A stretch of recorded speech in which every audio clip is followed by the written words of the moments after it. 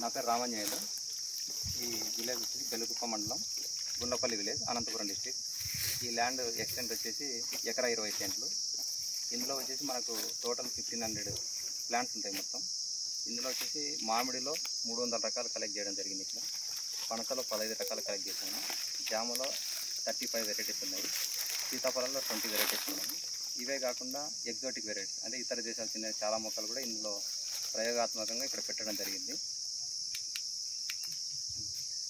దాదాపు ఇప్పుడు మీరు మామిడిలో ఎన్ని రకాలు 300 వెరైటీస్ పెట్టారు కదా, వాటిల్లో మీకు ఇప్పటి వరకు చేసిన దాంట్లో ఎన్ని వెరైటీస్ బాగా మనకు కమర్షియల్గా ఉపయోగపడతాయి? దాన్ని ఫర్దర్గా ఏం చేస్తే డిపార్ట్మెంట్ పరంగా మేము రైతులకి దీన్ని చేయాలంటే మీరు మాకు ఇచ్చే సూచనలు ఏంటి డిపార్ట్మెంట్ పరంగా? ఇక్కడ వేసిన ప్రకారం అయితే నేను ఇది 5th ఇయర్ రన్ అవుతుంది. ఈ 5th ఇయర్ వరకు నేను మనకు ప్రజెంట్ అయితే బంగినపల్లి చెట్లే తీసేస్తున్నాను. ఓల్డ్ అయిపోయిన చెట్లు వాటిని నరికేసే స్థాయిలో ఉన్నారు రైతు. కాబట్టి కొత్త రకాలను ఇన్వెంట్ చేసే ప్రయోగంలో మనకు ఆమ్రపాలి అనే వెరైటీ నాకు ఇక్కడ అనంతపురం డిస్టిక్లో సక్సెస్ఫుల్ అనిపించింది. ఎందుకు సక్సెస్ అనిపించిందంటే ఫ్రూట్ క్వాలిటీ బాగుంది, quality in the sense size బాగుంది, టేస్ట్ బాగుంది, కీపింగ్ క్వాలిటీ బాగుంది. అందులో మళ్ళీ ప్రతి సంవత్సరం ఎక్కువ కాసే వెరైటీ అనమాట. కాబట్టి రైతుకు మంచి దిగుబడినిచ్చి ఆదాయం పెంచే అవకాశం ఉంది. మీరు ఇప్పుడు ఈ ప్రాసెస్లో ఏ దేశాలు తిరిగారు?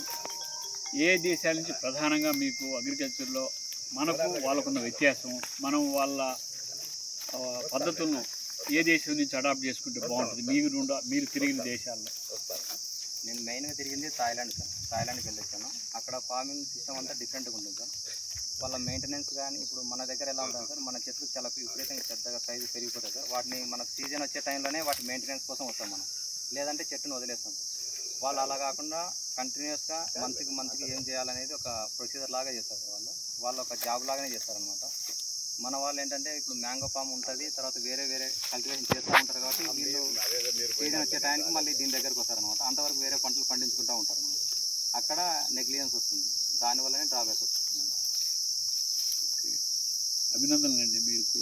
ఎందుకంటే ఒక ఎంప్లాయీ ఉండి పోలీస్ డిపార్ట్మెంట్లో చేస్తూ ఇంత ప్యాషన్ తోటి ఉత్సాహంగా చేస్తున్నందుకు మీకు డిపార్ట్మెంట్ తరఫున, రాష్ట్ర ప్రభుత్వం తరఫున అభినందనలు తెలియజేస్తున్నాము.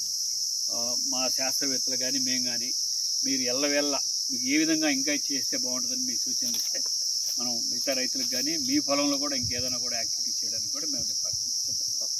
వీడు ఇంత మెయింటైన్ కాదు మా మామయ్య కారణం సార్. నేను మామయ్య చూసుకుంటున్నాడు కాబట్టి నేను సలహాలు ఇవ్వగలుగుతున్నాను సార్, లేకుంటే కష్టం సార్. ఎందుకంటే పేరండి చెన్నప్ప గారు. అభినందనలు అండి. డైలీ వచ్చి మార్నింగ్ చూసుకొని వాటర్ పెట్టుకోవడం ఇదంతా చేస్తున్నారు కాబట్టి ఇలా ఉంది.